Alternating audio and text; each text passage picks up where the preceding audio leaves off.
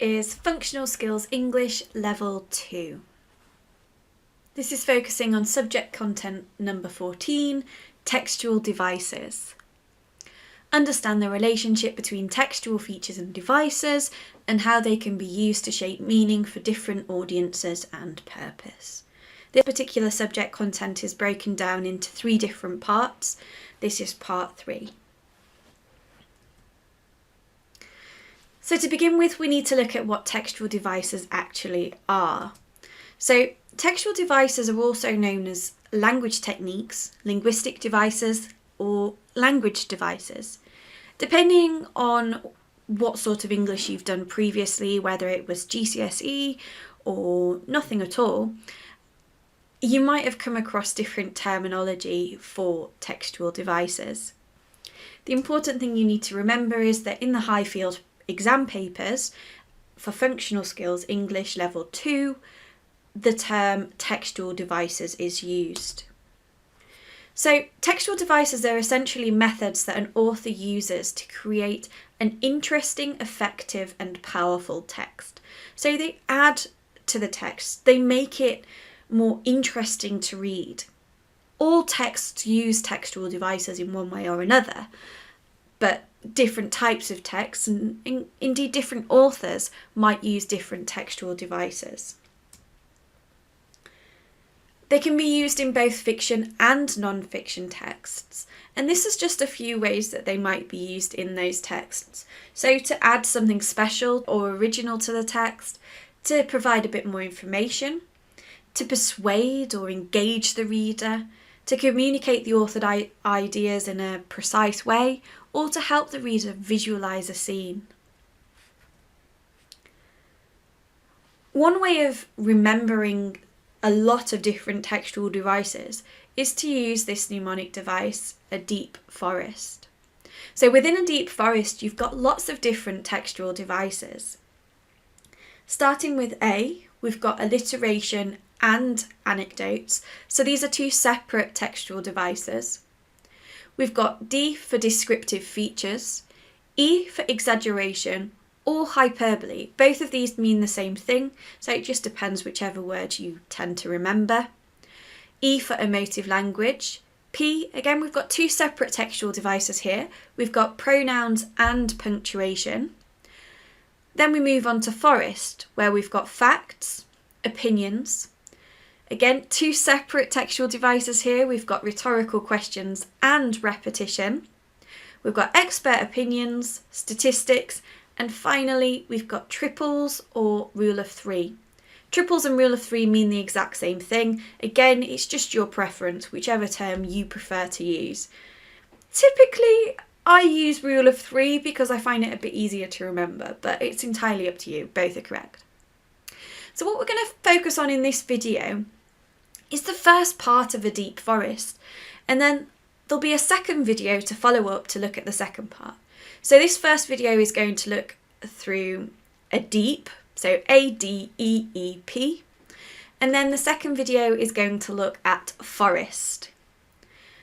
The deep section tends to take a little bit longer to get through because it can be broken down quite a lot, whereas the forest is a little bit more straightforward and perhaps a little bit more familiar to more people.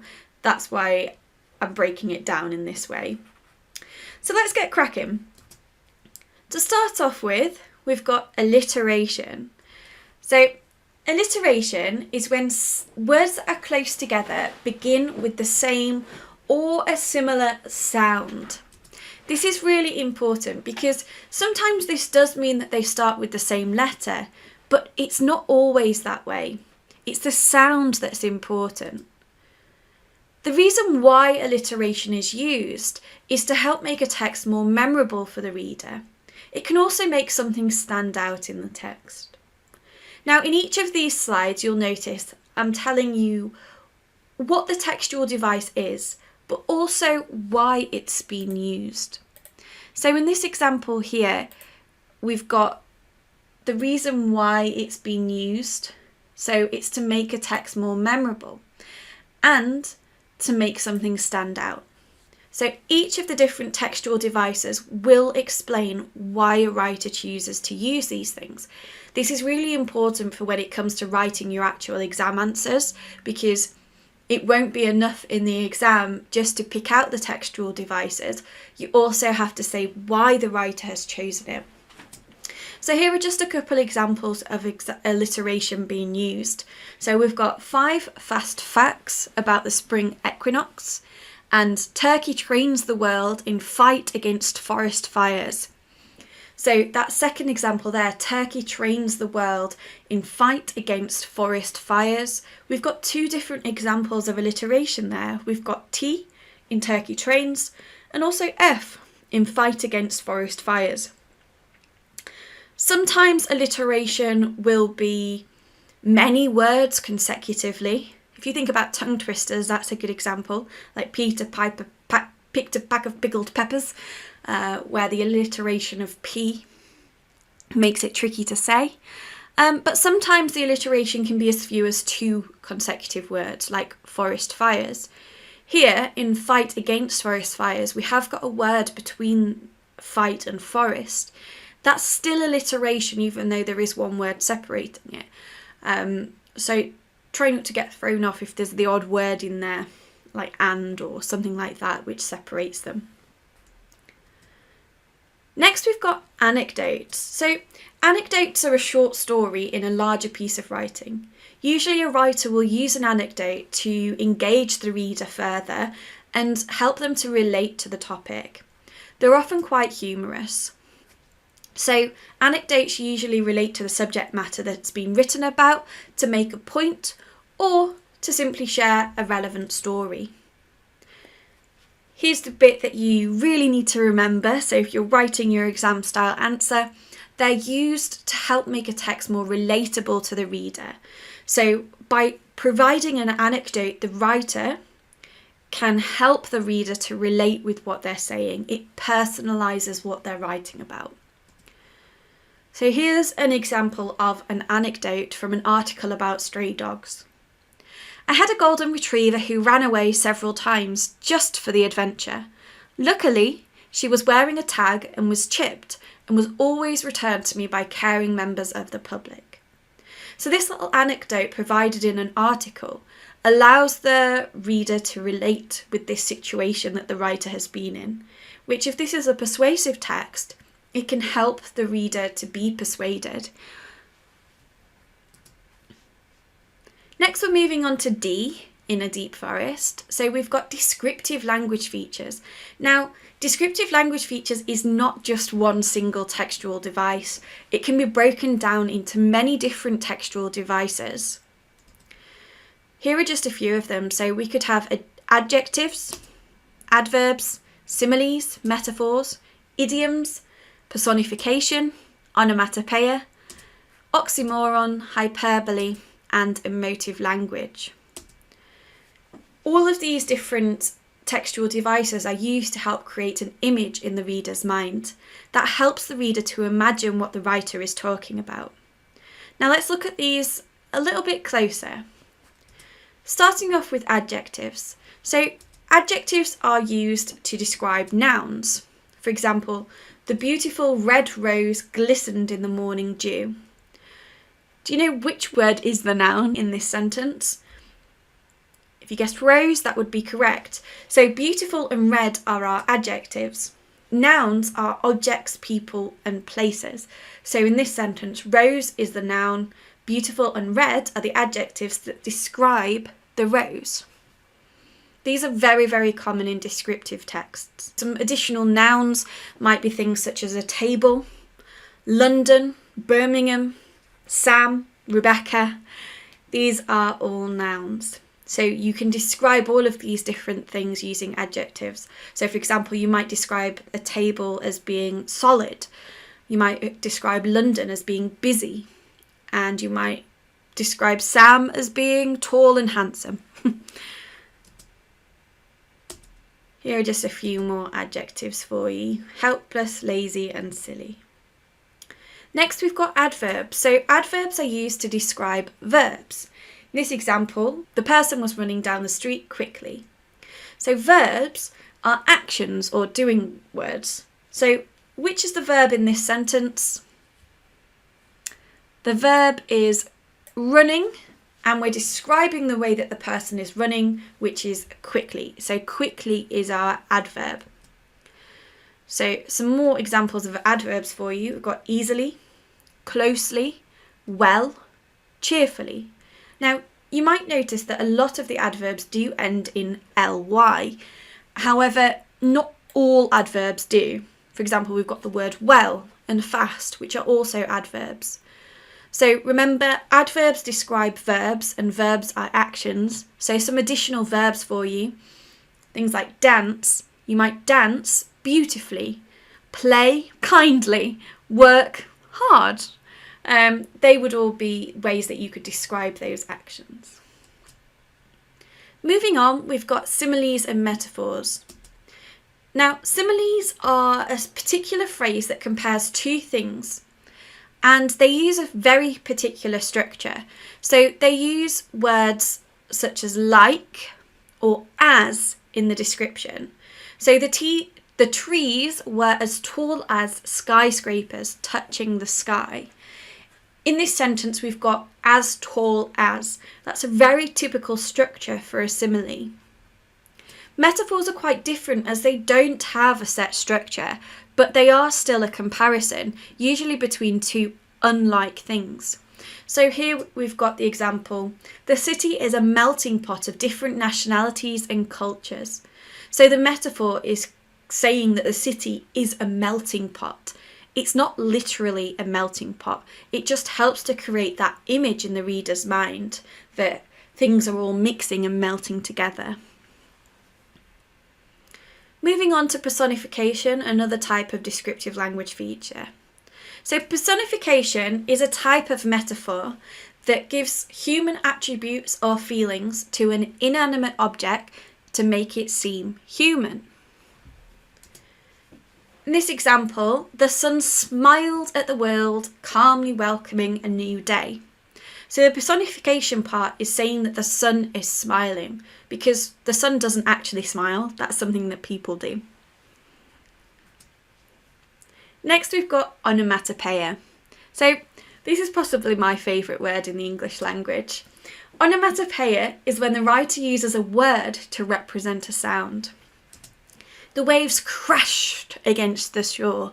You can almost hear the sound of the waves crashing in that word. So that sh sound helps you to imagine and visualise the waves crashing. Other examples are things like boom, splash, crash, bang. Very commonly used in fiction texts and things like comic books as well. You might have seen onomatopoeia. Next we've got idioms. So idioms are funny little things. They are a group of words with a non-literal meaning, which we can't work out by looking at the individual words. So they're very non-literal.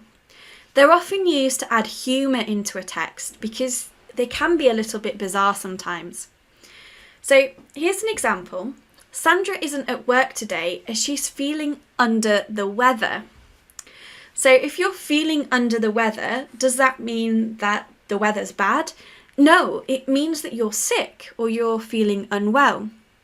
If you look at the picture there, we've got lots of cats and dogs falling from the sky. Any idea what idiom this picture is showing? Well, it's raining cats and dogs. That's another really common idiom.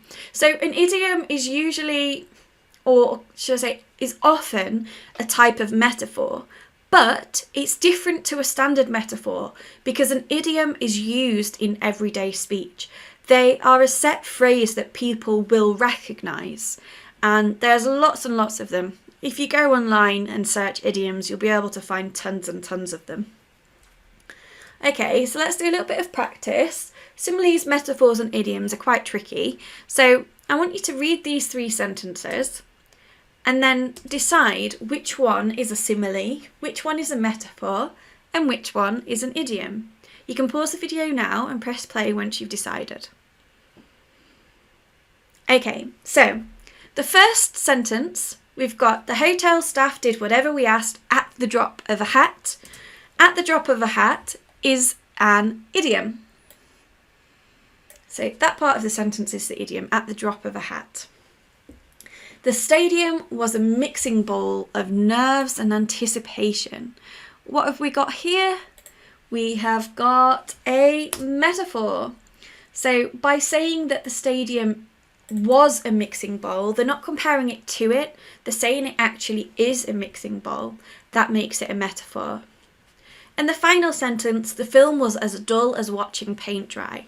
So you might have noticed in this sentence, we've got that structure as something, as, in this case, as adjective as, which makes it a simile. Okay, so that covers all of the descriptive language features. So moving on now to emotive language. So emotive language, what do you notice about the word emotive? Hopefully you can notice that it's a little bit similar to the word emotion. So emotive language is powerful vocabulary that makes the reader feel a strong emotional reaction. This could be adjectives, abstract nouns, verbs, and emotive adverbs as well. It doesn't just have to be one type of word. A writer will use emotive language to persuade readers by influencing the reader's feelings. Here are a few examples of words that are particularly emotive. So some adjectives, we've got appalling, wonderful, magical and tragic. Abstract nouns, so abstract nouns are things that we cannot touch or see, such as freedom, pride, justice, love and terror. We can have emotive verbs such as destroyed, vindicated, saved, betrayed and adored. And of course adverbs as well that can be emotive, angrily, defiantly, proudly and beautifully. Hopefully what you notice about all of these words is they are quite powerful. They're not just basic average adjectives or verbs.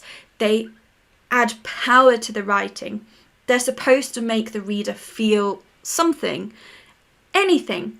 It doesn't have to be a negative emotion. It could be a positive emotion like happy or excited, but it could equally be a negative emotion such as sad or to make the reader feel empathy in some way.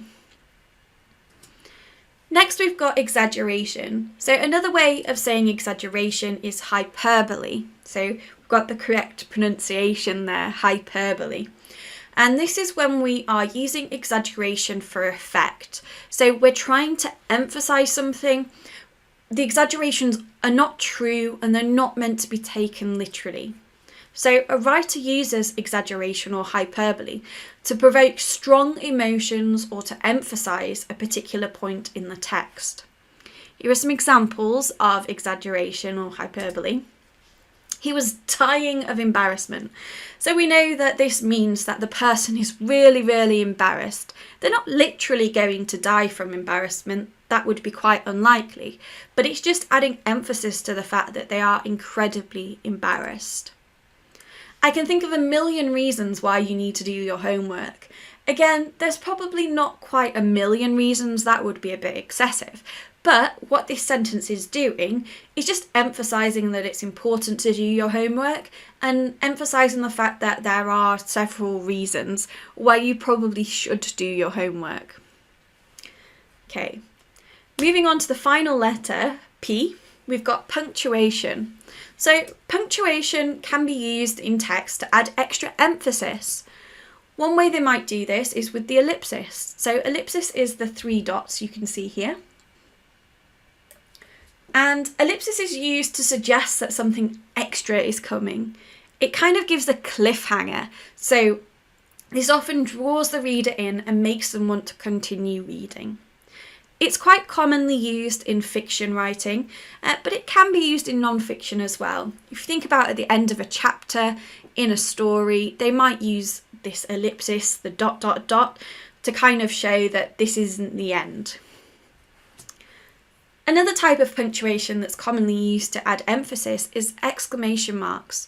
These are used for different reasons, but a few of the reasons they might be used are to show exaggeration, to portray some strong emotions. So if the writer is feeling particularly Emotional, like angry or excited, they might use an exclamation mark. And they also add emphasis to a point. So if it's a flyer advertising a company and they really want to say how good their product is or how good their company is, they might use an exclamation mark to emphasize that. Finally, in P, we've got pronouns. Now, pronouns again can be broken down into different parts. So it's not possible just to say that the writer has used pronouns, because in reality, most writers will use pronouns because pronouns are used to take the place of nouns.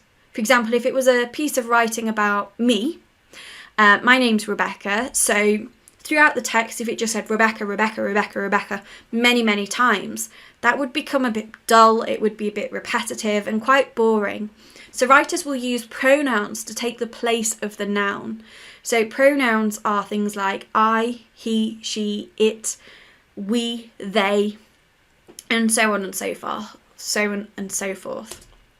So to break it down, we have first person pronouns, and they are I and me. A writer will use first person pronouns to make a text really personal. It's written from the writer's own perspective, giving the writer's point of view on the topic. Second person pronouns, which are also known as direct address. Both of those terms are equally correct, so it's up to you which term you use.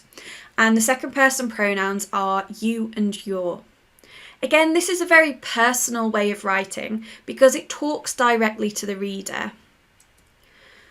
The final type of pronoun are third person pronouns. Third person pronouns are he, she, it, and they. These are the least personal of the three. They're impersonal because they distance the writer from the reader. They're often used in formal pieces of writing where they don't necessarily need to create a relationship with the reader. I just wanted to talk a little bit more about direct address. So in these examples, you will never forget your day out at Alton Towers, and you will love our range of home-baked cakes. What you can notice here is that this is personal. It seems as though the writer is speaking directly to the reader. This is an incredibly persuasive method and is used in persuasive text quite frequently. Words such as you and your make it seem as though the author is addressing the reader personally. What this does is it draws the reader in and makes them want to continue reading, which is why it is just so persuasive.